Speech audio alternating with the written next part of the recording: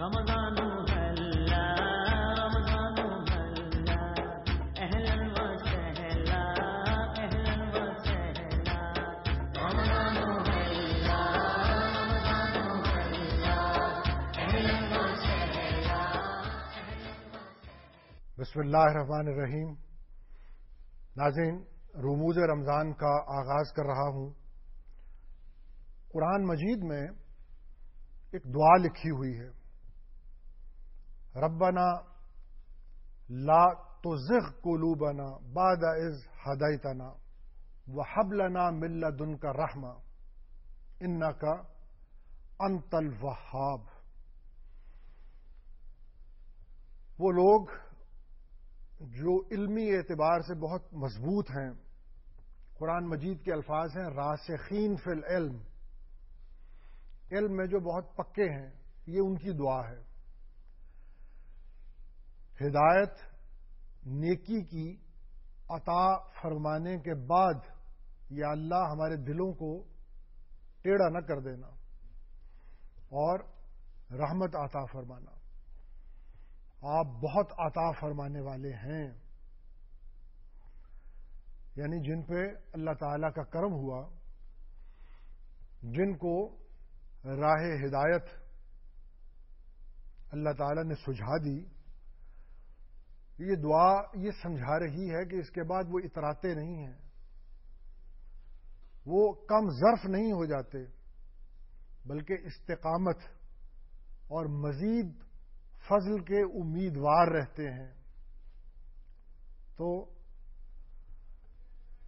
اللہ تعالی کی جو عطا ہے اس پہ اترانا نہ. پڑھنے دانا مان کری تو نہ آکھی میں پڑیا وہ جبار قہار کو ہاوے متا روڑ دوے دودھ کڑیا لا تزغ قلوبنا بعد اذ ہدیتنا. وہ جو کمائی ہے وہ ضائع نہ ہو جائے، کم ظرفی کبھی نہیں کرنی. یہ دعا یہ بتا رہی ہے کہ اس مہینے میں اگر اللہ تعالیٰ نے عبادت کی توفیق دے دی، روزے رکھنے کی، 4 ٹکے خرچ کرنے کی، تو ایسا نہ ہو کہ آدمی یہ سمجھنے لگے کہ میں ولی ہو گیا ہوں. حضور اقدس علیہ الصلوۃ والسلام دعا فرمایا کرتے تھے کہ یا مقلب القلوب ثبت قلبی علی دینک. اے دلوں کو پھیرنے والے، میرے دل کو اپنے دین پر جما دے. وہ تو ختم المرسلین ہیں، سید الاولین و سید الآخرین ہیں، سرور دنیا و دین ہیں، امت کو سکھا رہے ہیں یہ دعا. اس دعا کے بعد آگے چلتے ہیں ناظرین. جب یہ مہینہ آتا ہے تو لوح دماغ میں غار حرا کا منظر ابھرنے لگتا ہے. وہ منظر کہ جہاں دنیا کا سب سے معزز اور مکرم آدمی غار حرا میں بیٹھا حقیقت کبریٰ کو تلاش کر رہا ہے، گڑ گڑا کر اللہ تعالی سے دعائیں مانگ رہا ہے. وہ بھوکا بھی ہے، پیاسا بھی ہے، اور اس طرف فیضان الہی جوش میں آنے لگا ہے، اور اللہ تعالی کا آخری پیغام اس بندے کے دل پہ اترنے لگا ہے. شہر رمضان الذی انزل فیہ القرآن ہدی للناس وبینات من الہدی. یہ غار حرا کا منظر کہ حضور اقدس علیہ الصلوۃ والسلام غار حرا میں دیر تک بیٹھتے تھے. آپ کچھ نہ کھاتے تھے، کچھ نہ پیتے تھے، اور اللہ تعالیٰ نے اس منظر کو دوام بخش دیا. ناظرین، اللہ تعالیٰ اپنے دوستوں کی کچھ اداؤں کو دوام بخشتا ہے. حضرت ابراہیم علیہ السلام کی اپنے بیٹے کے گلے پہ چھری رکھنے کی ادا اللہ تعالیٰ کو اتنی بھائی کہ قیامت تک کے لیے اسے دوام بخش دیا کہ جب یہ دن آئیں گے تم اسی طرح وہ جو میرے دوست نے کیا ہے تم بھی کرو گے اور اس منظر کو قیامت تک زندہ رکھو گے. حضرت ہاجرہ کا بھاگنا صفا اور مروہ کے درمیان، یہ ادا اللہ کو اتنی بھائی کہ اسے قیامت تک کے لیے زندہ کر دیا. اسی طرح حضور اقدس علیہ الصلوۃ والسلام کا بھوکے اور پیاسے غار حرا میں بیٹھنا، اس ادا کو اللہ تعالی نے اتنا پسند کیا یا ایھا الذین آمنوا کتب علیکم الصیام کما کتب علی الذین من قبلکم، اس ادا کو قیامت تک کے لیے دوام عطا فرما دیا۔ اب یہ جو آیت ہے اس میں خطاب کس سے ہو رہا ہے؟ ان لوگوں سے جو اللہ پر اور اس کے رسول پر ایمان رکھتے ہیں، جو وحی تنزیل پر ایمان رکھتے ہیں۔ یا ایھا الذین آمنوا، اللہ اور اس کا پیغمبر خیر و شر کی جو حقیقتیں بتاتے ہیں اس پر پورا یقین رکھتے ہیں، ان لوگوں سے خطاب ہو رہا ہے۔ اور انہیں کہا یہ جا رہا ہے کہ کتب علیکم الصیام کما کتب علی الذین من قبلکم، روزوں کو فرض تم پہ ٹھہرا دیا گیا جیسے تم سے پہلی قوموں پر فرض ٹھہرائے گئے تھے۔ بتایا یہ جا رہا ہے کہ کوئی نیا حکم تمہیں نہیں دیا جا رہا۔ یہ جو تمہیں کہا کہ صبح سے شام تک بھوکا اور پیاسا رہنا ہے، اب اگر کسی شخص کی پیشانی پہ بل پڑنے لگے کہ یہ کیا حکم،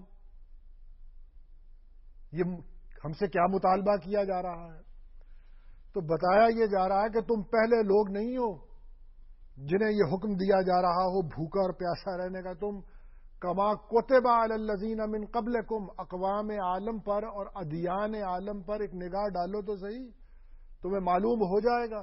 سب قوموں کو دیکھ لو۔ حجت اللہ میں حضرت شاہ ولی اللہ رحمۃ اللہ علیہ جیسے لکھتے ہیں کہ حضرت نوح کان نوح صائم الدہر، ہمیشہ حضرت نوح روزہ رکھا کرتے تھے۔ حضرت داؤد کان یصوم و یومن و یفطر و یومن، ایک دن روزہ رکھتے تھے ایک دن افطار کرتے تھے۔ حضرت عیسیٰ کان یصوم یومین و یفطر و یومین، 2 دن روزہ رکھتے 2 دن افطار کرتے۔ کما کتب علی الذین من قبلکم، کوئی نئی بات تمہارے ساتھ نہیں ہو رہی، یہ روزہ ہمیشہ سے، تاریخ اٹھا کے دیکھو تو صحیح۔ آپ اگر انسائکلوپیڈیا آف بریٹینیکا دیکھیں گے اور روزے کے عنوان کے تحت دیکھیں گے تو وہاں بھی یہی لکھا ہوا کہ کوئی قوم مشکل سے ایسی ملے گی تاریخ عالم میں جس میں کسی نہ کسی شکل میں روزہ موجود نہ ہو۔ اس کے قواعد و ضوابط بدلتے رہے، اس کی تعداد بدلتی رہی، اس کا ڈیوریشن دورانیہ بدلتا رہا، لیکن روزہ ہر قوم میں موجود رہا۔ کما کتب علی الذین من قبلکم، کہیں اس کو فاسٹنگ کہا گیا، کہیں اس کو برت کہا گیا، کہیں اس کو صوم کہا گیا، لیکن یہ ہمیشہ سے موجود ہے۔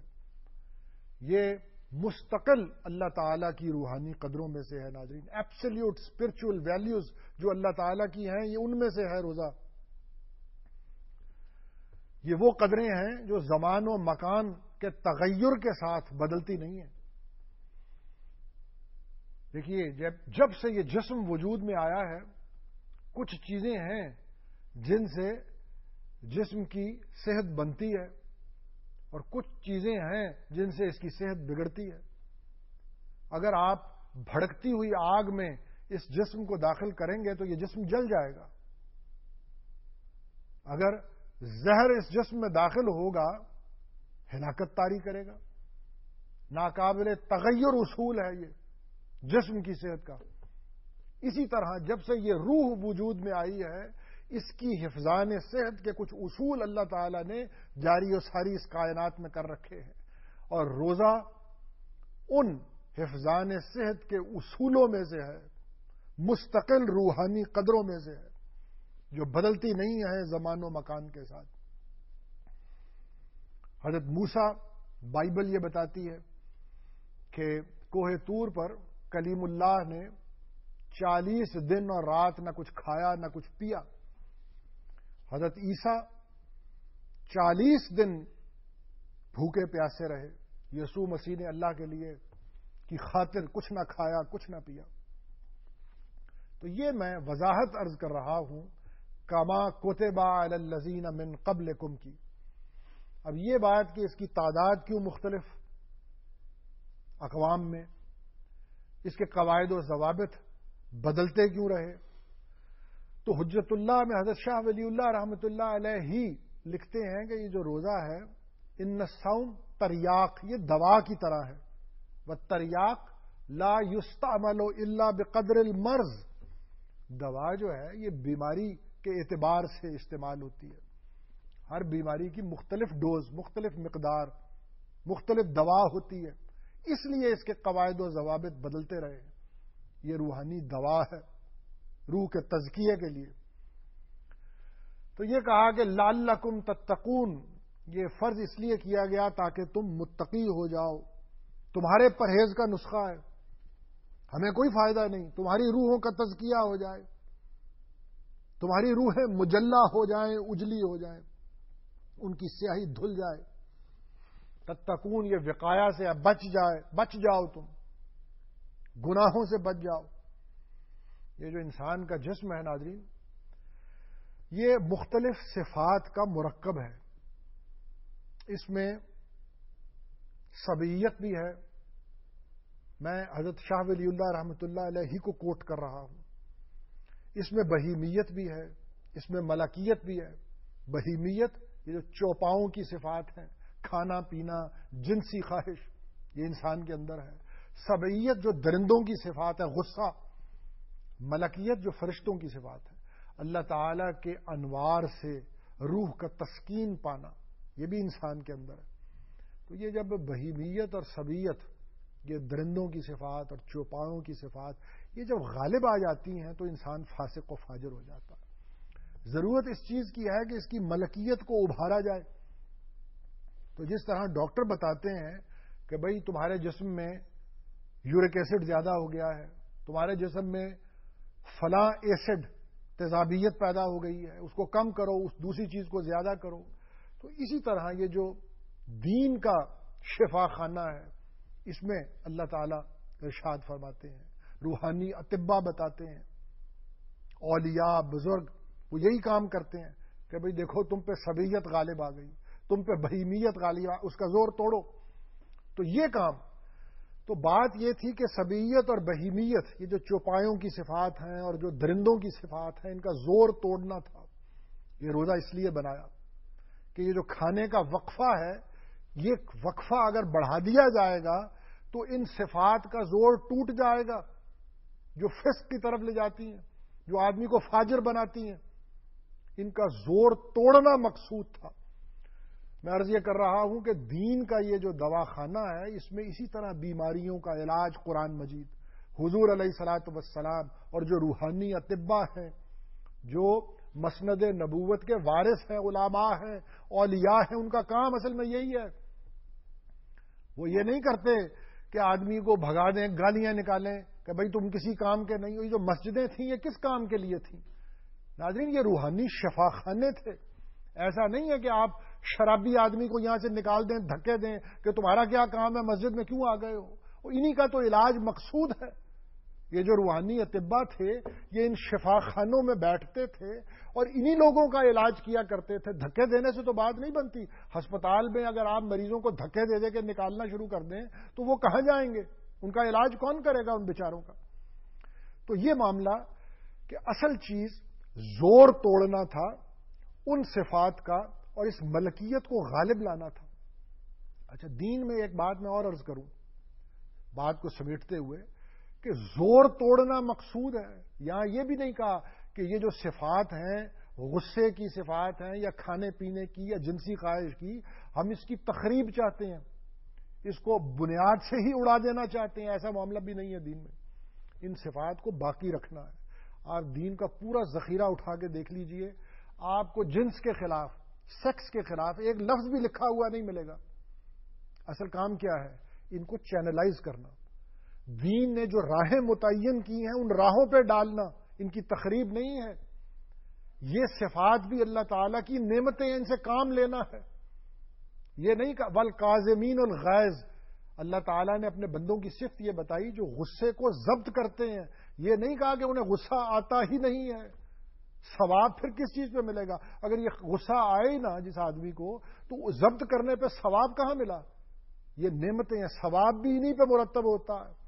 میں عرض یہ کر رہا ہوں کہ اصل چیز یہ ہے کہ یہ جو صفات تھیں جن سے آدمی، جن کے غلبے سے آدمی فاسق و فاجر ہو جاتا ہے، روزہ یہ ایک ایسی چیز بنائی لعلکم تتقون، تاکہ ان صفات کا زور ٹوٹ جائے، ان کی تخریب نہیں ہے، ان کو منہدم نہیں کرنا، اور آدمی متقی ہو جائے. وآخر دعوانا ان الحمد للہ رب العالمین.